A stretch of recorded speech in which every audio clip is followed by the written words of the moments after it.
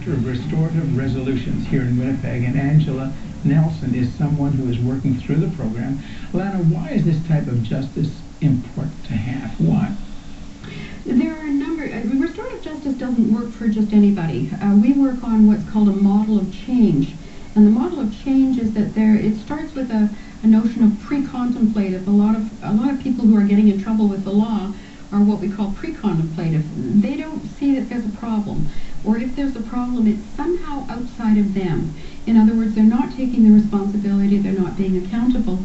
For the clients who referred to us and that we are thinking about keeping in the program, they have to be at what level we call contemplative. I think there's a problem. I think there might be a problem. And then we work with them towards the rest of the cycle of change, which is getting prepared, which is taking some action. So in order for clients to come to our program, we only accept about 62% of those who are referred to us.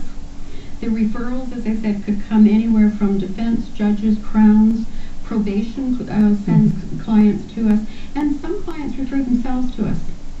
So when the client comes to us, I make the initial assessment on those 4 big criteria to take a look at whether they are in fact facing a 6-month more jail sentence and whether they're accountable and responsible. And as Angela mentioned, she pled guilty at the earliest possible time. Okay, before, right. Yes. Now that opens a door for her. She has a very good potential then. Absolutely. For the program. We don't take anyone who hasn't pled guilty. So if they haven't made the guilty plea, we wait until they've made the guilty plea.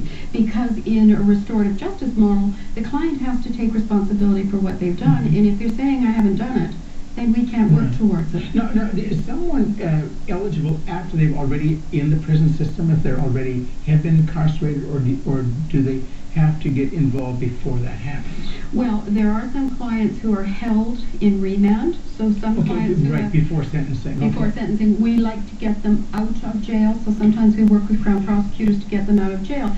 And the reason is, Willard, because what we like to do is to see how they'll do in the community. You can imagine that a lot of clients will come to us saying, yes, I want to be part of the program. Precisely. I can't imagine anyone that wouldn't want to get into your program. Well, the interesting thing is, and what we tell clients right from the get-go, that sometimes it's easier for them to go and sit in jail for 3 or 4 months. Because in our program, they're with us for a long time. The average stay in our program is about 30 months. So it ranges anywhere from more than 2 years. Absolutely. The longest probation sentence you can get is 36 months.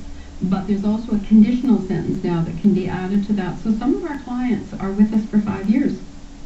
So we tell our clients right at the get-go that this is not an easy way out of jail, that we do what we call compassionate confrontation, that we're really in your face. Would you agree with that, Angela?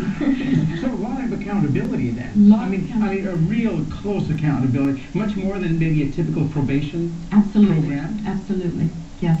Because it seems to me sometimes probations, they're just limited requirements, and they're checked on those. But you're kind of like walking with them. Absolutely. We walk every step along the way. So at that first get-go, there's only about 62% of the referrals that get into the program. Okay. And then after they get into the program, about 25% of those drop off because it's too darn hard. So it's easier to go to jail. For a lot of people, it is. Oh my goodness. For a lot of people, it is. For some people coming to us, they could have probably done a year in jail, and with good behavior could have been out in 6 months or been out on parole. And then they don't, in jail, they don't have to be accountable or responsible. You know, they don't have to face the demons. So it's really a very difficult process to go through. You learn an awful lot about yourself. I was going to talk a little bit about Angela's crime and sort of what led her there. We call it people-pleasing. And it's a very serious personality, almost a disorder, that says, I'll do anything to have people like me. Angela got into trouble because her father used this weakness or this tendency that she had, yes, and manipulated her for his own purposes. Absolutely. But that doesn't make it right. I mean, so to help Angela, there really was recognizing, wow, somebody took advantage of you, yeah, and acknowledging that, I guess, Angela. Yeah, like I knew right away that I let this happen, and that's because I was at the time at a bad state. Yeah.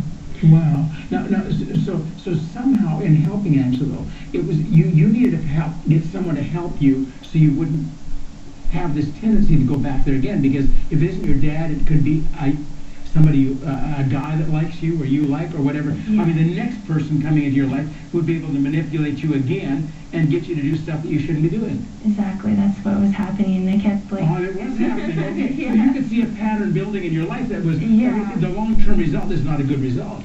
Exactly, that's what I was starting to see. I'm like, okay, now I've gotten in trouble with the law. I've let it happen.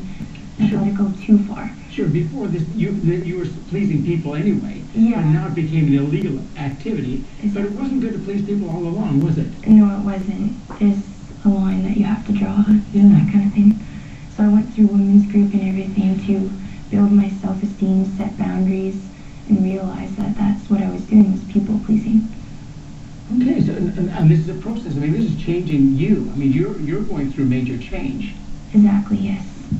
But wow. Did you think that if you had served your sentence, would you have changed the way you have now? I mean, I'm just curious to know, have you ever thought about if I'd spent time in jail, I'd be out by now probably, and but maybe I'd still be the same person I was before. I don't think I would have changed because I would have went through jail and I would have been even more down on myself for being there. Now that's interesting.